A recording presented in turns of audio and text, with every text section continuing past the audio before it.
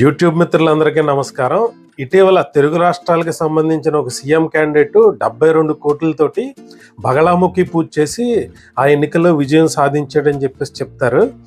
అయితే ఈ బగళాముఖి ఎవరు, ఈ దశ మహావిద్యలు ఏంటి, ఇవి ఎక్కడెక్కడ ఉన్నాయి, ఇవన్నీ ఈ వీడియోలో తెలుసుకునే ప్రయత్నం చేద్దాం.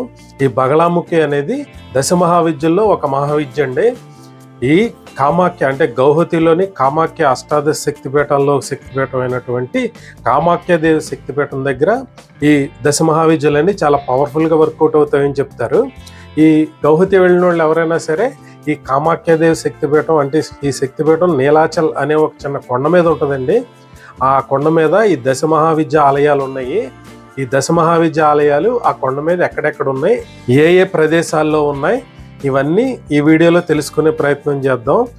అసలు ఈ కామాఖ్యాదేవి శక్తిపీఠానికి ఎలా చేరుకోవాలి, ఈ కామాఖ్యాదేవి శక్తిపీఠం దగ్గర హోటల్స్ ఏమేమి ఉంటాయి, ఈ కామాఖ్యాదేవి గౌహతిలో చూడాల్సిన ప్రదేశాలు, ఇవన్నీ చెప్తూ డెడికేటెడ్గా ఒక వీడియో చేశానండి. ఆ వీడియో ఎవరన్నా చూడకపోతే లింక్ కింద డిస్క్రిప్షన్లోను పైన ఐకార్డ్స్లోనూ ఉంటుంది.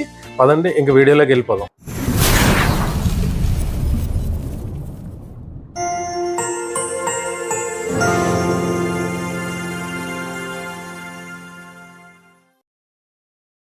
ఈ నీలాచల కొండ మీద కామాఖ్యాదేవి ఆలయంతో పాటు ఈ దశ మహావిద్యల యొక్క ఆలయాలు ఎక్కడున్నాయో మీకు చూపించే ప్రయత్నం చేస్తాను. ఇది అమ్మవారి ఆలయానికి వెళ్ళే దారి. ఇది ఈ అమ్మవారికి వెళ్ళే ఆలయ దారిలోనే ఆ చెట్టు కనిపిస్తుంది కదండి, అక్కడ మలుపు ఉంటుంది. ఆ మలుపు దగ్గర మనకి నిత్యాన్నదానం చేసే అన్నదాన సత్రం ఉందండి. దాని ఎదురుగా ఉండేదే చిన్నమస్తాదేవి ఆలయం. ఇది దశ మహావిద్యల్లో ఒక విద్య అండి. ఇది ఈ చిన్నమస్త ఆలయాన్ని దాటి వెళ్ళిన తర్వాత మనకి వెంటనే కాళీదేవి ఆలయం ఉంటుందండి. ఆ కాళీదేవి ఆలయం దాటి వెళ్ళిన తర్వాత తారాదేవి ఆలయం వస్తుందండి. ఈ తారాదేవి ఆలయం దాటి వెళ్ళిన తర్వాత మన కామాఖ్యదేవి ఆలయం ఉంటుందండి. ఇప్పుడు మీరు చూస్తున్నదే చిన్నమస్త ఆలయం దారండి. ఇది ఆ లోపలికి వెళితే చిన్నమస్తాదేవి ఆలయం ఉంటుంది. ఆ తర్వాత కొద్దిగా మెట్లెక్కి పైకి రాగానే ఆ కుడి చేతి వైపు కనిపించేదే కాళీదేవి ఆలయం. ఇదేనండి కాళీదేవి ఆలయం. ఇది కూడా దశ మహావిద్యలో ఒక విద్య. ఇక ఈ మెట్లు ఎక్కిన తర్వాత ఇది తారాదేవి ఆలయం అండి. ఆ పైన కనిపిస్తుంది కదండి, అది తారాదేవి ఆలయం. ఇక ఈ రూట్ గుండా వెళ్తే ఈ ఆర్చ్ కనిపిస్తుంది కదండి, ఇది కామాఖ్యాదేవి ఆలయానికి ప్రవేశించే మెయిన్ గేట్ అండి. ఇదే ప్రధాన ద్వారం అండి. ఈ ద్వారం కరెక్ట్గా మన కామాఖ్యాదేవి గర్భగుడికి వెనక వైపు ఉంటుందండి. అంటే కామాఖ్యాదేవి ఆలయానికి 4 వైపులా కూడా దారులు ఉన్నాయండి. ఇది వెనక వైపు ఉండే ప్రధానమైన దారి అనమాట అండి.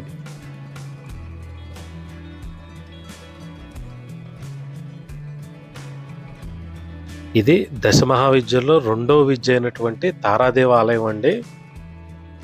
నీలవర్ణంతో భాషించే ఈ దేవికి చైత్రమాసం శుక్లపక్ష నవమి తిథి ప్రీతిపాత్రమైందిగా చెప్తారు. ఈ తారాదేవి వాక్కుకి అధినేత అండి. ఈ దేవిని నీల సరస్వతి అని కూడా పిలుస్తారు. ఈ తారాదేవి సాధన వల్ల శత్రునాశనం, దివ్యజ్ఞానం, వాక్సిద్ధి, ఐశ్వర్యం, కష్ట నివారణ సాధకుడికి లభిస్తాయని చెప్పేసి చెప్తారు. ఇవన్నీ వామాచార పూజలు కాబట్టి ఇక్కడ బలిపీఠాలు కంపల్సరీగా ఉంటాయండి. అంటే అమ్మవారికి బలిచ్చి మరీ పూజ చేస్తారండి. అందుకని కంపల్సరీ బలిపీఠాలు ఉంటాయండి. ఇది దశ మహావిద్యల్లో మొట్టమొదటిదైన కాళీదేవి ఆలయం అండి. కృష్ణవర్ణంతో ప్రకాశించే శ్రీ కాళీదేవి దశ మహావిద్యల్లో మొదటి మహావిద్య అండి. ఆశ్వేజ మాసం కృష్ణపక్ష అష్టమి తిథి దేవికి చాలా ప్రీతిపాత్రమైందిగా చెప్తారు. ఈ కాళీదేవిని ఆరాధిస్తే సకల వ్యాధుల నుండి, బాధల నుండి విముక్తి కలుగుతుంది. అంతేకాకుండా శత్రునాశనం, దీర్ఘాయువు, సకల లోక పూజత్వం సాధకుడికి కలుగుతాయని చెప్పేసి చెప్తారు. ఇది ప్రచండ చండికా రూపాంతరం అయినటువంటి దశ మహావిద్యల్లో 6వ మహావిద్య అయినటువంటి చిన్నమస్తాదేవి ఆలయం అండి. ఈ దేవిని వజ్ర వైరోచిని, ప్రచండ చండీ అని కూడా పిలుస్తారు. వైశాఖ మాసంలో శుక్లపక్ష చతుర్థి తిథి ఈ దేవికి చాలా ప్రీతిపాత్రమైందిగా చెప్తారు. ఈ దేవిని నిష్ఠతో ఉపాసిస్తే సరస్వతి సిద్ధి, శత్రు విజయం, రాజ్యప్రాప్తి, పూర్వజన్మ పాపాల నుండి విముక్తి లభిస్తుంది.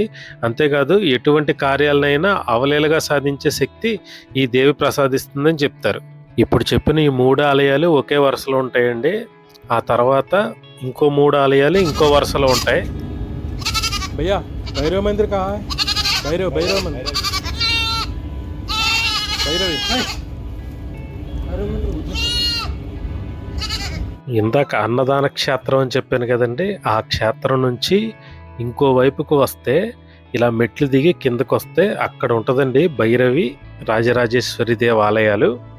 ఆ రెండు కూడా చూసొద్దాం రండి. ఈ భైరవి ఆలయానికి వెళ్ళే దారి ఇలా ఉంటుందండి. దశ మహావిద్యల్లో 5వ మహావిద్య భైరవీదేవి. వేల సూర్యుల కాంతితో ప్రకాశించే ఈ భైరవీదేవికి మాఘమాసంలోని పూర్ణిమ తిథి చాలా ప్రీతిపాత్రమైందిగా చెప్తారు. ఈ మహావిద్యను ఆరాధిస్తే వివిధ సంకటాల నుండి, బాధల నుండి విముక్తి లభిస్తుందని చెప్తారు. సకల సుఖభోగాలను పొందే శక్తి, సకల జనాకర్షణ సాధకుడికి కలుగుతుందని చెప్తారు. ఇదేనండి ఆ భైరవి ఆలయం. ఇక్కడ ఏ ఆలయాల్లోనూ విగ్రహాలు అనేవి మాత్రం ఉండవండి, ఓన్లీ వాళ్ళ ముద్రలే ఉంటాయి. ఆ ముద్రలో కూడా వాటర్ వచ్చేసి ఉంటుందండి, పువ్వులు అవి కప్పేసి ఉంటాయి. వాటిని మనం తాకి కళ్ళకు అద్దుకుని వచ్చేటివండి. ఎలాంటి ఐడియల్స్ మాత్రం ఉండవండి.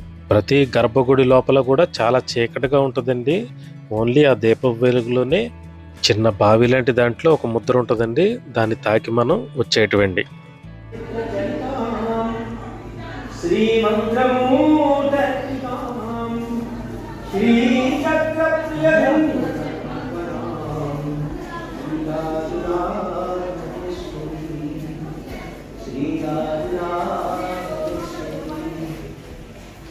దశ మహావిద్యల్లో 3వదైనటువంటి షోడశీదేవి అమ్మవారి ఆలయం అండి ఇది.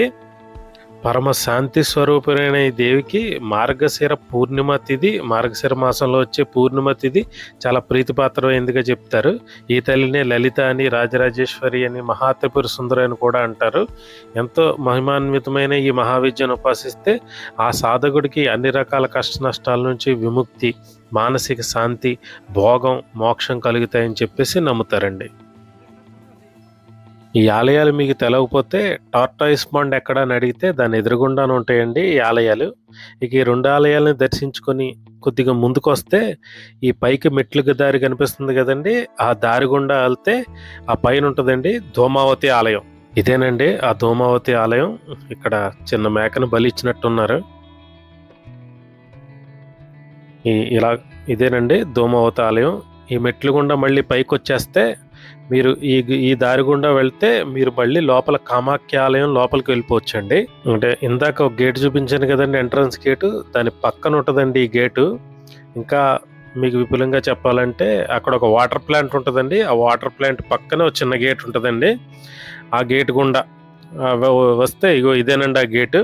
ఆ గేటు గుండా వస్తే ఆ ధూమావతి ఆలయానికి వెళ్ళిపోవచ్చండి ఆ గేటు గుండా వెళ్తే. ఈ ధూమావతి ఉపాసన చేస్తే ఉపాసకులకి కష్టాల్ని, దరిద్రాల్ని పరారదోలి ఐశ్వర్యాన్ని ప్రసాదిస్తుందండి ఈ ధూమావతి ఆలయం. ఈ ఆరాధన వల్ల సాధకుడికి వివిధ వ్యాధుల నుండి, శోకాల నుండి విముక్తి కూడా లభిస్తుందని చెప్తారు. ఈ అమ్మవారికి జ్యేష్ఠ మాసం శుక్లపక్ష అష్టమి తిథి బాగా ప్రీతిపాత్రమైందండి. ఇప్పటికీ 6 మహావిద్యల ఆలయాలు చూపించడం జరిగింది. మాతంగి, కమలాత్మిక అనే 2 మహావిద్యలు మన కామాఖ్య ఆలయం లోపలే ఉంటాయండి. దాంతో 8 ఆలయాలు పూర్తవుతాయి. మిగతా 2 ఆలయాలకి ఎలా వెళ్ళాలంటే, ఇది హైదరాబాద్ కిచెన్ అని చెప్పేసి ఒక రెస్టారెంట్ అండి. అక్కడ నుంచి ఒక దారి ఉంటుందండి. ఆ దారి గుండా వెళ్తే ఇట్లాంటి బోర్డు ఒకటి కనిపిస్తుందండి. ఇక్కడ నుంచి వెళ్తే బగళాముఖి ఆలయం వస్తుందండి. ఆ రోడ్డు పట్టుకు స్ట్రైట్గా వెళ్ళిపోతే ఒక చిన్న కొండ మీద, అంటే ఒక 2 కిలోమీటర్ల దూరం ఉంటుందండి, ఒక చిన్న కొండ మీద భువనేశ్వరి దేవి ఆలయం ఉంటుందండి. ఆ ఆలయానికి వెళ్ళి దారిలోనే మీ కుడి చేతి పక్కన ఈ బగళాముఖ ఆలయానికి వెళ్ళి దారి ఉంటుందండి. ఇది కొద్దిగా లోపలికి దిగి వెళ్ళాలండి ఈ బగళాముఖ ఆలయానికి. ఇక దశ మహావిద్యల్లో 8వ మహావిద్య అండి ఈ బగళాముఖి. పసుపు వర్మంతో ప్రకాశించే ఈ బగళాముఖి దేవికి వైశాఖ మాస శుక్లపక్ష అష్టమి తిథి ప్రీతిపాత్రమైందిగా చెప్తారు. ఈ దేవత ఉపాసన వల్ల సాధకుడికి శత్రువుల వాక్యుని స్తంభింపజేసే శక్తి లభిస్తుందని చెప్తారు. ముఖ్యంగా కోర్టు వ్యవహారాల్లోనూ, వాద ప్రతివాదాల్లోనూ ఎదుటి పక్షం వారి మాటల్ని స్తంభింపజేసి వ్యవహార విజయాన్ని సాధించడానికి ఈ బగళాముఖి రూపాంతరం బాగా ఉపయోగపడుతుందని చెప్తారు. అందుకనే మన తెలుగు రాష్ట్రాలకు చెందిన ఒక ప్రముఖ వ్యక్తి తాను ముఖ్యమంత్రి అవడానికి 72 కోట్లతోటి పూజ చేశాడని చెప్తారండి బగళాముఖికి. ఆయన సీఎం కూడా అయ్యాడని చెప్తారు. ఇక దశ మహావిద్యల్లో 4వ విద్య అయినటువంటి భువనేశ్వరి దేవాలయం అండి ఇది. ఉదయించే సూర్యుడు లాంటి కాంతితో ప్రకాశించే ఈ దేవికి భాద్రపద శుక్లపక్ష అష్టమి తిథి చాలా ప్రీతిపాత్రమైనదిగా చెప్తారు. ఈ దేవి అయితే చాలా సంపూర్ణ సౌమ్య స్వరూపుడు అనమాట అండి. ఈ దేవిని ఉపాసించే సాధకుడికి మూడో కన్ను అంటే జ్ఞాననేత్రం తెరుచుకుంటుందని చెప్తారు. భూత భవిష్యత్ వర్తమానాలు తెలుసుకునే శక్తి లభిస్తుందని చెప్తారు. అంతేకాదండి, రాజ్యాధికారాన్ని, సమస్త సిద్ధుల్ని, సకల సుఖభోగాల్ని ఈ దేవి అనుగ్రహంతో సాధకులు పొందవచ్చని కూడా చెప్తారు. ఈ భువనేశ్వరి దేవి ఆలయం ఒకటి ఈ నీలాచల కొండ మీద కొద్దిగా దూరంలో ఉంటుందండి. అంటే కామాఖ్య ఆలయానికి దాదాపు ఒక 2 కిలోమీటర్ల దూరంలో ఒక చిన్న కొండపై ఉంటుందండి. ఈ ఆలయానికి వెళ్ళడానికి మనకి ఆటోలు, చిన్న వ్యాన్లు కూడా దొరుకుతాయండి. ఇబ్బంది లేదు, నడిచి వెళ్ళక్కర్లేదండి, దొరుకుతాయి, ఆటోలు వ్యాన్లు దొరుకుతాయండి.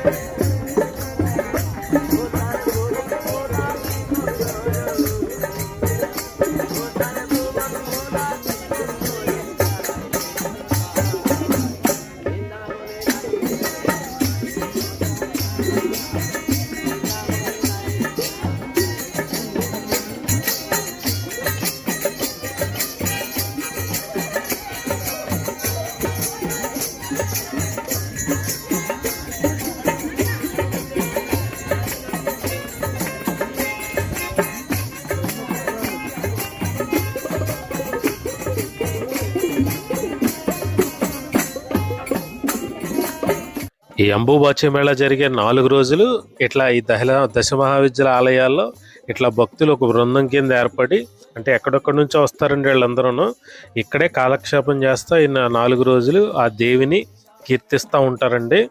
మంత్రజపం చేసుకునే వాళ్ళు మంత్రజపం చేసుకుంటూ ఉంటారు. ఇవన్నీ ఈ అంబుబాచి మేళ అట్రాక్షన్స్ అండి ఇవన్నీ. అంటే ఇక్కడ నుంచి ఈ భువనేశ్వరి దేవి ఆలయం నుంచి చాలా బ్యూటిఫుల్గా ఉంటుందండి. గౌహతి సిటీ చూడటానికి ఒక సైట్ సీయింగ్ ప్లేస్ అండి భువనేశ్వరి దేవాలయం.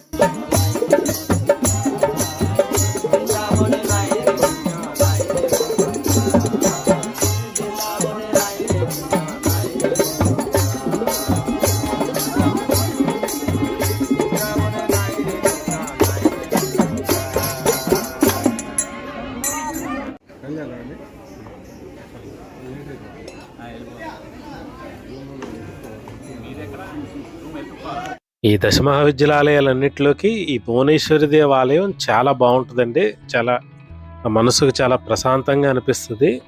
ఇక మాతంగి కమలాత్మిక ముందరే చెప్పాను కదండి, ఈ 2 అయితే మనకి కామాఖ్య ఆలయంలోనే ఒక పీఠం లెక్క ఉంటాయండి. మీరు వెళ్ళినప్పుడు గుర్తుంచుకుని దర్శించుకోండి ఈ దశ మహావిద్యల్ని. ఈ వీడియో నచ్చితే లైక్ చేయండి, షేర్ చేయండి. ఇలాంటి ఇన్ఫర్మేషన్ వీడియోల కోసం నా ఛానల్ని సబ్స్క్రైబ్ చేసుకోండి. ఇక వచ్చే వీడియోలో ఈ అస్సాంలోని మన్మధుడు భస్మం చేసిన ప్రదేశం ఉమానంద ఆలయం అండి. ఆ ఉమానంద ఆలయం గురించి తెలుసుకునే ప్రయత్నం చేద్దాం. Thank you all.